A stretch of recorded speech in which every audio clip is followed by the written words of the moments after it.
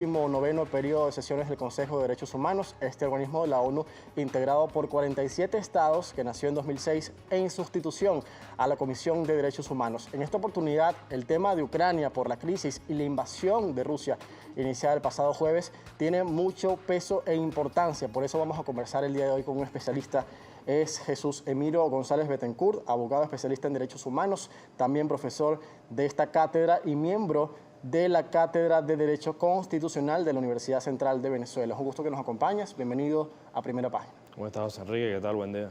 Buen día. Jesús, quisiéramos hablar sobre esta serie de sesiones que finalizan el 1 de abril, donde Ucrania tiene una relevancia importante. Y ya lo vimos ayer cuando más de 100 diplomáticos se retiraron en protesta a la intervención del canciller ruso Sergei Lavrov, esto en Ginebra, mientras se desarrollaba esta serie de discursos que siempre se acostumbran a dar en el Consejo de Derechos Humanos.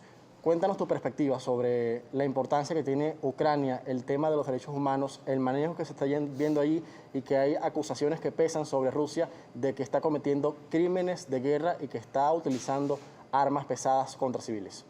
Sí, bueno, lo que vimos ayer fue un gesto completamente simbólico, pero un gesto del mundo, no necesariamente de Occidente, en el aspecto que es un rechazo contundente a lo que son las agresiones directas de la Federación Rusa hacia la soberanía y la autodeterminación de un pueblo como es Ucrania. Porque si bien escuchamos y de alguna manera visualizamos lo que es la perspectiva de la Federación Rusa para estos actos, es completamente inadmisible porque es una agresión directa. Es decir, Rusia actúa sin ser agredido, no actúa en defensa propia, como se diría en el derecho. Según lo que has podido ver, interpretar sobre los hechos que están aconteciendo en este momento en Ucrania, ¿qué reportan los diferentes organismos, ONGs, organizaciones que se dedican al monitoreo del manejo de los derechos humanos en el mundo y en el caso específico de la guerra en Ucrania? Mira, en este caso lo que reportan básicamente los organismos internacionales es que hay una violación sistemática, no solo porque está la vulneración del territorio directamente, como lo hemos visto en las distintas imágenes. Hay una cuestión a considerar, y es que esta guerra, por así decirlo, es la primera en la que las redes sociales han jugado un papel fundamental. De modo que ya no estamos viendo las fotos en un periódico, estamos viendo en vivo y directo lo que está pasando, digamos en tiempo real, lo que está pasando en Ucrania. De hecho, las grandes plataformas que transmiten 24 horas lo que está pasando en Kiev, ¿no? O Kiev. En este sentido, bueno, claro, hay una clara perspectiva sobre la agresión y los organismos internacionales incluso se han visto exhortados a rechazar directamente lo que está pasando porque es algo que estamos viendo directamente, no nos lo están contando ni estamos dispuestos al sometimiento de un posible sesgo comunicacional. Hemos visto durante esta semana ciertos rechazos al bombardeo ruso a diferentes ciudades de Ucrania y también a su vez ya se anuncian acciones por parte de la comunidad internacional. Hay organismos específicamente como la Corte Penal Internacional que ya anunció una investigación formal para ver y examinar los hechos de lo que está ocurriendo en Ucrania y además Kiev envió una solicitud, una denuncia contra Rusia por genocidio a la Corte Internacional de Justicia, diferenciando que la Corte Internacional de Justicia juzga directamente a los estados y la Corte Penal Internacional a las personalidades. ¿Cómo piensas que van a ser esos procesos para iniciar acciones en el caso de que se compruebe que hay crímenes de guerra y de lesa humanidad? Bueno, en el primer caso, tocando un poco también lo que es el Consejo de Derechos Humanos, obviamente también se va a hablar, en ese primer punto se va a hablar de lo que está pasando ahí, se activarán algunos procedimientos especiales con relatores especiales, invitaciones a Ucrania para constatar el estado del hecho, se elaborarán informes. Por otro lado, en la Corte Penal Internacional, bueno, efectivamente hay una denuncia establecida, como bien, digamos, actúa de oficio el fiscal. Y es sumamente importante el caso de la Corte Penal Internacional, porque la Corte Penal Internacional, como bien dice su nombre, Corte Penal, juzga directamente a los individuos, a los comandantes, por así decirlo, que toman las decisiones, en este caso, de agredir. Como bien sabes, en la Corte Penal Internacional están tipificados los 4 crímenes por excelencia en esta materia. Y en este caso vemos uno, que lo estamos viendo en vivo y directo, que es el ataque directamente a poblaciones civiles, el ataque a infraestructuras civiles que no son objetivo militar. Y por ahí hay un espacio muy grande para que la Corte Penal Internacional actúe. Y en el caso de la Corte Internacional de Justicia, bueno, evidentemente, porque hay una perspectiva no solo de genocidio, que es, digamos, la denuncia por la cual se activa, sino que además hay una invasión con búsqueda de expansionismo, es decir, de vulneración directamente del territorio. Ahora, pero Rusia dice que lo hace en su defensa porque cree que Ucrania podría ser una amenaza para su territorio si forma parte de la OTAN. Incluso no forma parte, ni hay probabilidades de que pueda formar parte en el corto plazo, pero Rusia decidió invadir, también con el pretexto de que allí en el este de Ucrania se cometía un genocidio. ¿Esto es justificación en el caso jurídico, las implicaciones que tiene esto para una incursión militar de este tipo? No hay ningún tipo de justificación para la agresión y la invasión de Rusia a territorio ucraniano, ni en el este ni en la capital, ni, digamos, en los caminos de la capital. Porque hay mecanismos internacionales para poder solventar esto. ¿Cuáles son? Y básicamente los estados, ejerciendo lo que es la civilización, la coexistencia de todos, se someten a este tipo de mecanismos. Por ejemplo, si Rusia estaba tan preocupado por lo que estaba pasando en la región del Donbass, en el este, muy pegado a Rusia, con estas personas que presuntamente proclaman ser más prorrusas y quieren la independencia de sus estados, porque esa denuncia no se hizo ante el Consejo de Derechos Humanos si había un genocidio ahí? ¿O por qué no se activaron los mecanismos internacionales que todos conocemos para esto? ¿Por qué tiene que haber una agresión directa y la vulneración de la soberanía y autodeterminación de un pueblo cuando yo me siento atacado? La verdad es que no hay razón alguna para esto. No hay ningún documento o antecedente que lo respalde. Es una ruptura completa del derecho internacional tal cual y como lo conocemos.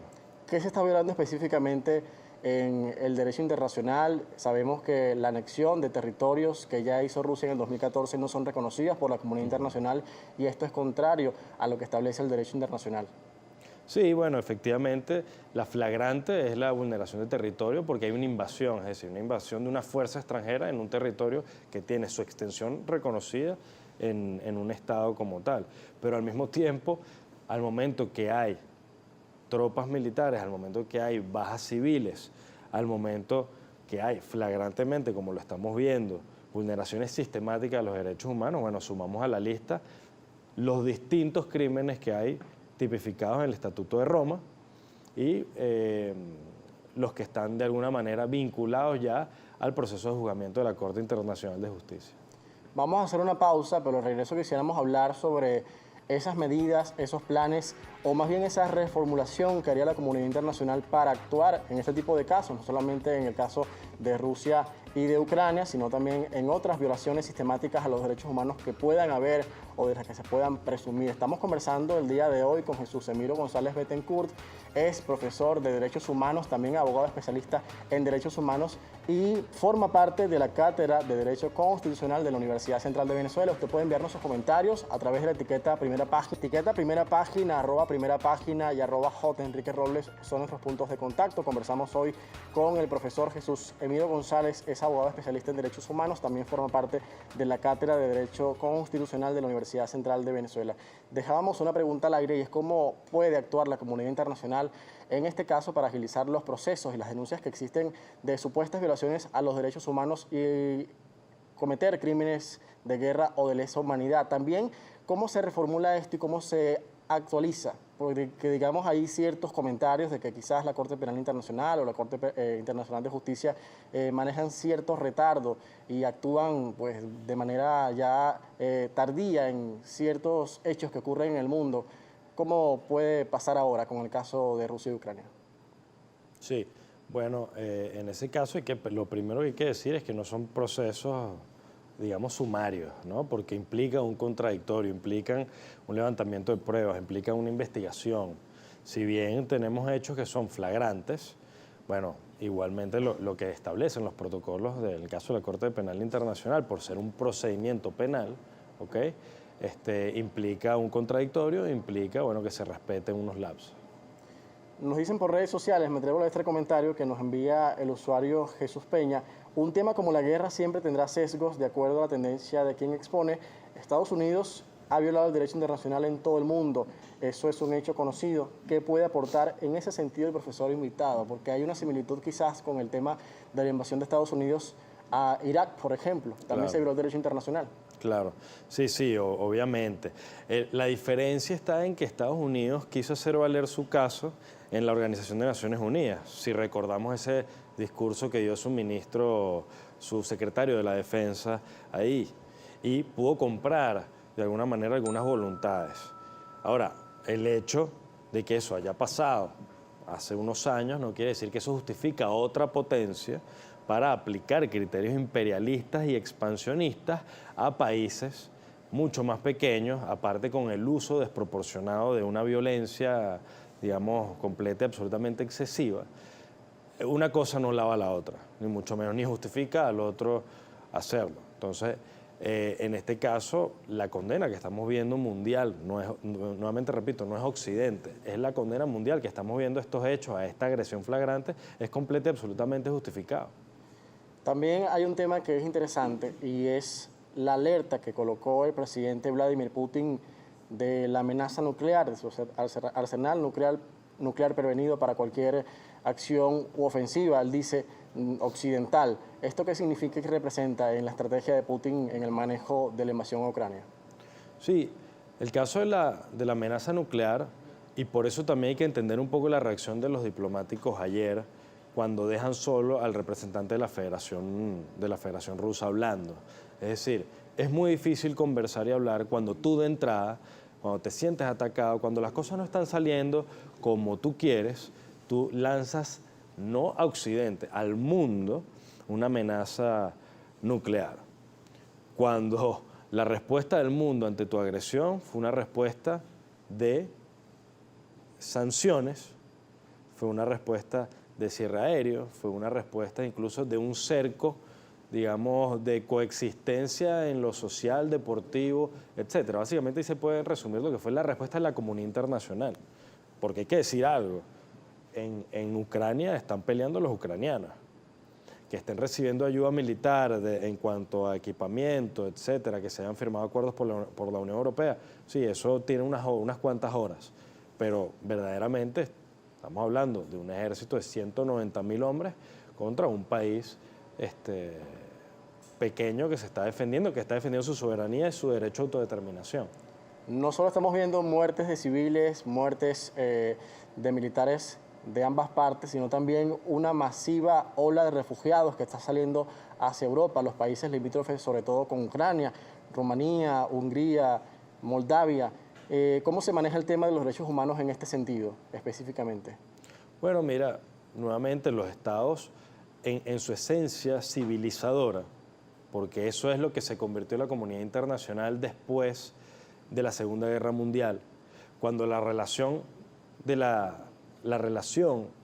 cambia después de la Segunda Guerra Mundial, cuando se crea la Organización de Naciones Unidas. Es decir, antes el derecho internacional lo que protegía era la relación entre los estados, y producto de la Segunda Guerra Mundial se empezó a tomar en cuenta la relación de los ciudadanos con respecto a los estados.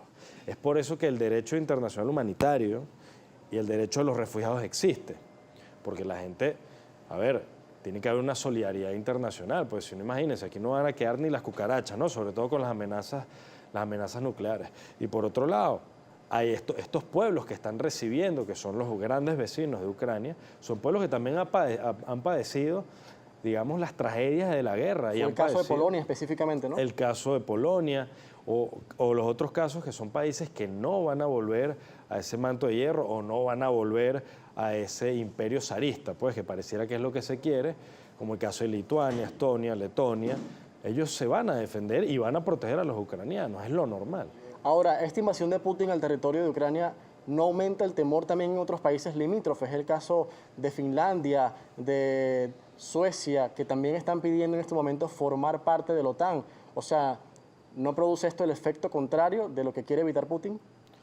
Efectivamente, porque digamos, se ve reflejado en ese espejo países como Finlandia, que por cierto tienen una tradición de mantenerse al margen de estos conflictos, igual que Suecia, ¿no? Igual que Suecia, se ven completa y absolutamente vulnerados, y es por eso que ahora, viendo, como quien dice, las barbas del vecino arder, están buscando formar parte ya de la Unión Europea para protegerse de alguna manera. ¿En torno a qué va a cerrar filas el Consejo de Derechos Humanos cuando termine estas sesiones el 1 de abril? ¿Va a haber mucha relevancia en el caso de Ucrania? ¿Va a haber pronunciamientos fuertes en este sentido? Pronunciamientos fuertes sí van a haber, y van a haber muchos señalamientos a los representantes de Rusia en el Consejo, no hay la menor duda de eso. Ahora, acciones concretas en el Consejo de Derechos Humanos, mira, yo creo que se pueden activar, como te dije, los procedimientos especiales que hay, pueden solicitar de repente visitas. Algunas visitas dependen también de la invitación de los estados, salvo hayan lo que se denomina el permiso activo, por así decirlo, que es cuando los estados declaran que ellos tienen la invitación activa a las organizaciones vinculadas a la Organización de Naciones Unidas, pero por otro lado tenemos ejemplos como Irán, que tiene esa activación de visitas activadas, pero en 20 años no ha querido recibir a nadie, ¿no? Tenemos que ir a la lectura de los comentarios, lo vamos a hacer con nuestra compañera Natasha Carreño para conocer qué están opinando ustedes por nuestra cuenta @primerapágina y también utilizando la etiqueta Primera Página. Adelante, Natasha. Hay muchos comentarios e inquietudes para nuestro invitado y una de ellas nos la escribe Ramón Ramos, el líder que suele comentar diariamente en el programa, y pregunta cómo se puede contribuir a la protección de los derechos humanos en el mundo después de la guerra entre Rusia y Ucrania y qué cambios se producirán en la geopolítica internacional después de la guerra. Bueno, los cambios estamos a la espera de esos cambios, ¿no? Por ahora no ha cambiado mucho. Lo que hemos visto es simplemente actos imperialistas, expansionistas de un supraestado a un estado mucho más pequeño. Y las medidas que se pueden tomar para proteger los derechos humanos, bueno, la Organización de Naciones Unidas y sus distintos órganos, así como la Corte Penal Internacional y así como los organismos regionales, muy recientemente acaban de activar lo que son las denuncias individuales de los ciudadanos que forman parte del mundo para hacer valer sus derechos en estos organismos. Es decir, la denuncia de los ciudadanos, de los civiles, que se vean vulnerados por violaciones sistemáticas de derechos humanos, tienen perfectamente cabida en estos organismos. Hay más participación de la audiencia y nos comenta por aquí Rivas Lunfang, es su usuario. A Rusia no le importaba ninguna de las regiones del Donbass y Lugansk, solo le importaba que Ucrania no formara parte de la OTAN. Es triste, pero todos los analistas veían esta guerra. Rusia no se iba a quedar quieta si se unían. Por otra parte, buen día, comenta Julio CS31, ¿cómo se justifica que un solo hombre tenga tanto poder para destruir a un pueblo, una ciudad, un país? Ya esto anteriormente se había visto. Sí, efectivamente. Bueno, aquí hay que tomar en cuenta lo que fue la activación de la comunidad internacional de manera tardía, si se quiere, pero tiene una razón de ser, y es que obviamente se respeta en este mundo nuevo que vivimos el criterio multipolar. De modo que eso tiene mucho que ver con lo que menciona el compañero que hace el comentario, que esto se veía venir, había informes de inteligencia que lo estaban anunciando desde hace semanas y hubo que esperar a que ocurriera para poder activar la comunidad internacional.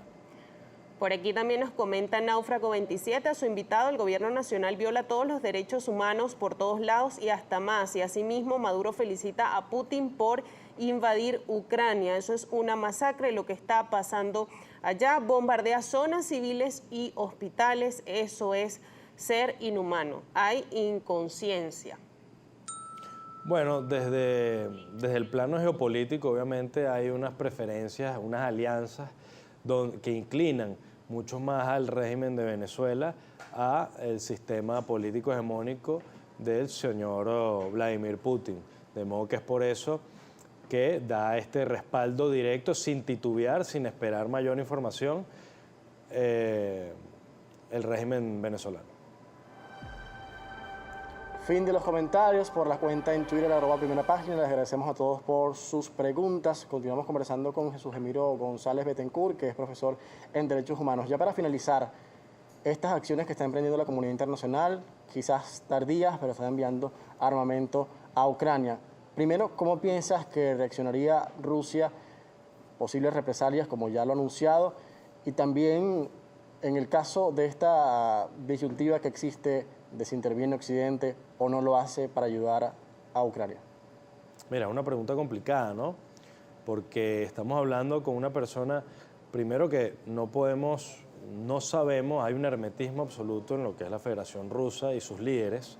No sabemos cuál es el estado mental verdadero de estas personas, de modo es por eso que la comunidad internacional también toma decisiones de manera muy cuidadosa con respecto a esto. Por otro lado, bueno, las próximas horas son fundamentales y la comunidad internacional está activa en las fronteras, recibiendo refugiados, que es por ahora lo que puede hacer.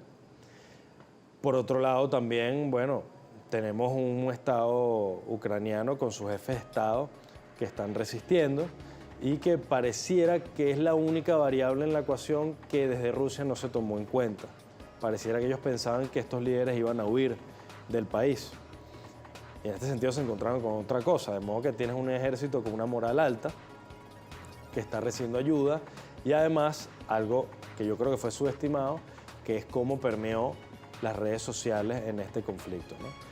Ahora, el compromiso de la comunidad internacional, yo creo que hay algo que la comunidad internacional tiene que evolucionar en esta materia para la protección de los derechos humanos, porque nuevamente repito, si no se hace algo, simplemente vivirán las cucarachas aquí nada más, y es crear mecanismos de protección que eviten estos ataques de bandera falsa o que de alguna manera exista tipificado acciones directas cuando se presentan estas acciones.